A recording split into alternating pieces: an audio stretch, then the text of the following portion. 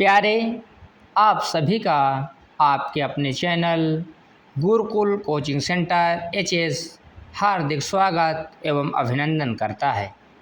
आज की इस वीडियो को यदि हम धैर्यपूर्वक देखेंगे तो इस वीडियो को हम देखकर ये समझ जाएंगे कि हमको जीवन परिचय याद कैसे करना है और नोट्स यानी फेयर कॉपी अपनी कैसे कंप्लीट करना है।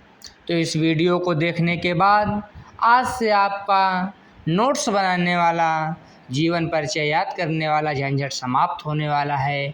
आपको इस चैनल पर प्रत्येक लेखक और कवियों का जीवन परिचय, उनकी साहित्यिक सेवाएं, प्रमुख रचनाएं व भाषा शैली जो परीक्षाओं और अभ्यास कार्यों के लिए आपके ज़रूरी है, आवश्यक है, वो आपको इसी चैनल पर से प्राप्त हो जाएगा। बस हमको धैर्य रखना होगा और धैर्य रखने के साथ विश्वास बनाना होगा और इस वीडियो को देखना होगा। देखिए, किसी भी लेखक या कवि का जब हम जीवन परिचय लिखते हैं और विशेषकर याद करते हैं, तब हम कुछ बिंदुओं को पहले हमको ध्यान में रखना चाहिए, जैसे जन्म स्थान, माता पिता का नाम, पुरस्कार उससे संबंधित और मृत्यु। ये कुछ 5-6 जो मेन जो मुख्य बिंदु है, यानी जन्म है, मृत्यु है, माता पिता का नाम है, जहाँ जन्म हुआ है, जिला है, ये सब तो आवश्यक रूप से इसको याद करिए और वीडियो को देखिए, जीवन परिचय को पढ़िए, फिर उसके बाद अपने आप लिख लेंगे इन बिंदुओं को याद रखेंगे तो। अगला जीवन परिचय अब हम प्रारंभ करते हैं। जीवन परिचय इस प्रकार है पंडित प्रताप नारायण मिश्र का, कि पंडित प्रताप नारायण मिश्र का जन्म 1856 ईस्वी में उत्तर प्रदेश के उन्नाव जिले के बैजे नामक गांव में हुआ था। इतना तो हमको याद करना ही है। इनके पिता संकटा प्रसाद मिश्र एक विख्यात ज्योतिषी थे और इसी विद्या के माध्यम से वे कानपुर में आकर बसे थे। इस प्रकार हम लिख भी लेंगे, फेयर भी कंप्लीट करेंगे, लिख भी सकते हैं हम, फेयर भी कंप्लीट कर सकते हैं। फेयर ही कंप्लीट कराना हमारा मुख्य उद्देश्य है और जीवन परिचय याद कराना। ज्योतिषी यानी जो हाथ होत देखा करते हैं, भविष्य बताया करते हैं, उन्हें ही ज्योतिषी कहा जाता है। जो पंडित प्रताप नारायण मिश्र के पिताजी किया करते थे ज्योतिषी का काम, जिनका नाम था संकटा प्रसाद। अब इसी विद्या के माध्यम से वे कानपुर में आकर बसे थे। अब जब जिसका पिता चला जाएगा तो पुत्र भी चला जाएगा कानपुर। इनके पिताजी ने इनको भी ज्योतिष की शिक्षा देने का प्रयास किया, लेकिन इनका मन ज्योतिष शास्त्र में नहीं लगा। अंग्रेजी शिक्षा के लिए इन्होंने स्कूल में प्रवेश लिया, लेकिन इनका मन नहीं लगा। यद्यपि ये मन लगाकर किसी भी विषय का अध्ययन नहीं कर पाए, लेकिन स्वाध्याय एवं सुसंगति, स्वाध्याय यानी अपने से पढ़कर, एवं सुसंगति यानी अच्छी संगति से हिंदी, उर्दू, अंग्रेजी, मराठा, फारसी, संस्कृत और बांग्ला का अच्छा ज्ञान प्राप्त कर लिया। मिश्रा जी का घरेलू जीवन बहुत व्यवस्थित नहीं था। व्यवस्थित मतलब नहीं था, यानी संकट था इनके जीवन में, घर में कलेश था, दुख था। 18 वर्ष की आयु में इनका विवाह हुआ था, लेकिन कुछ दिनों बाद ही पत्नी की मृत्यु हो गई। फिर इनका दूसरा विवाह भी हुआ। मिश्रा जी खान पान और स्वास्थ्य के प्रति लापरवाह थे, यानी खान पान में इनका जीभ जो है नियंत्रित नहीं था, कंट्रोल नहीं था, और स्वास्थ्य को ये ध्यान में नहीं रखते थे अपने। परिणाम स्वरूप ये बीमार हुए और महीनों की बीमारी के बाद मात्र 38 वर्ष की अल्प आयु, अल्प माने कम आयु में ही, थोड़ी आयु में ही 1894 ईस्वी कानपुर में इनका निधन हो गया। इस प्रकार इनका जीवन परिचय हो गया। आगे हम इनकी साहित्यिक परिचय, भाषा शैली और प्रमुख रचनाएं पढ़ेंगे और देखेंगे।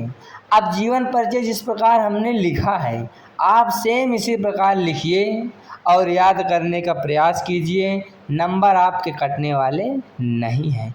जो कठिन शब्द लगते हैं उनके हम आपको अर्थ अवश्य बताते हैं।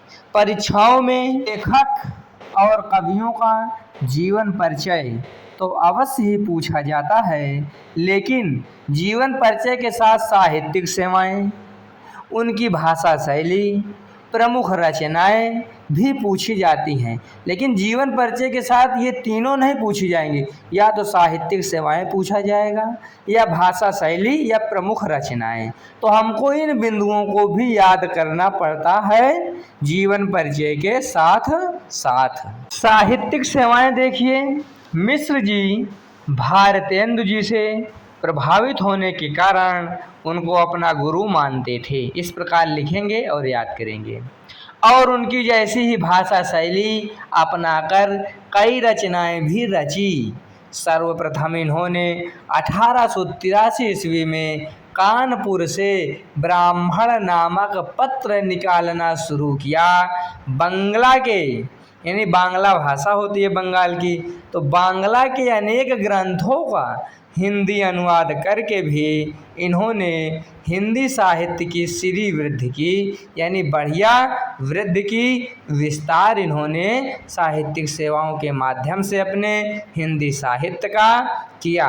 तो इस प्रकार हम अगर समझ लेंगे ठीक से कॉन्सेप्ट, तो हम आराम से फेयर कंप्लीट कर तो लेंगे देखकर, लेकिन परीक्षा में तो फेयर ले जाना नहीं है। तो इसलिए परीक्षा में यदि लिखे रहेंगे, समझे रहेंगे, तो आराम से लिख पाएंगे। इनकी साहित्यिक विशेषता ही थी कि दात, भव, वृद्ध, धोखा, बात, मुच्छ जैसे साधारण विषयों पर भी इन्होंने चमत्कारपूर्ण और असाधारण निबंधों की रचना की। यानी जैसे बात आपके विषय में भी है, आपका पहला पाठ बात है, तो देखिए बात, यानी अभी आपको कह दिया जाए कि बात पर 20 शब्द लिखिए, धोखा पर 20 शब्द लिखिए, तो आपको लिखने में 20 लाइन दिक्कत होगी, 20 वाक्य। लेकिन बात पर इन्होंने कितनी बड़ी बड़ी बात लिख डाली, जो मानव जीवन को सत मार्ग दिखाता है और मानव समाज के लिए एक अच्छा मार्ग प्रशस्त करने वाला है।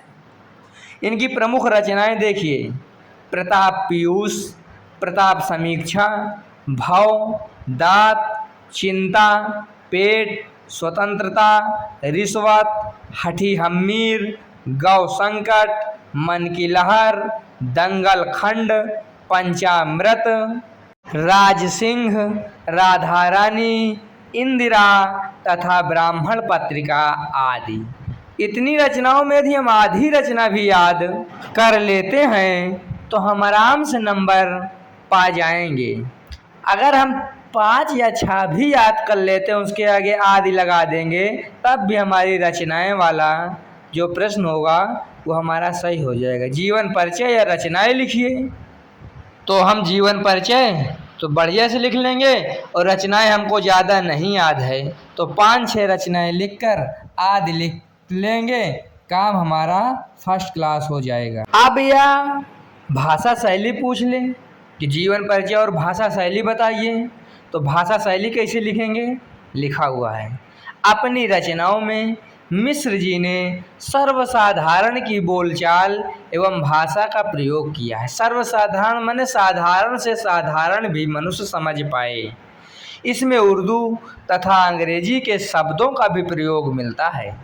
इनकी रचनाओं में कहावतों, मुहावरों एवं ग्रामीण शब्दों का भी सुंदर व आकर्षक प्रयोग दिखता है। इस प्रकार हम भाषा शैली लिख लेंगे। तो वीडियो आपकी समाप्त होती है। आशा है आपको इस वीडियो से बहुत कुछ सीखने को मिला होगा। आपको वीडियो अच्छी लगे तो लाइक करिए। किसी सुझाव हेतु या वीडियो की प्रशंसा हेतु कमेंट भी कर सकते हैं। और आप लोग कृपया करके चैनल पर नए हैं तो सब्सक्राइब अवश्य कर लीजिए, जिससे हमारा मनोबल बढ़े और हम आपके लिए और प्रेम और उत्साह के साथ इसी प्रकार की सुंदर सुंदर वीडियो आपके समक्ष प्रस्तुत करते रहें। आप सभी का सादर अभिवादन और धन्यवाद।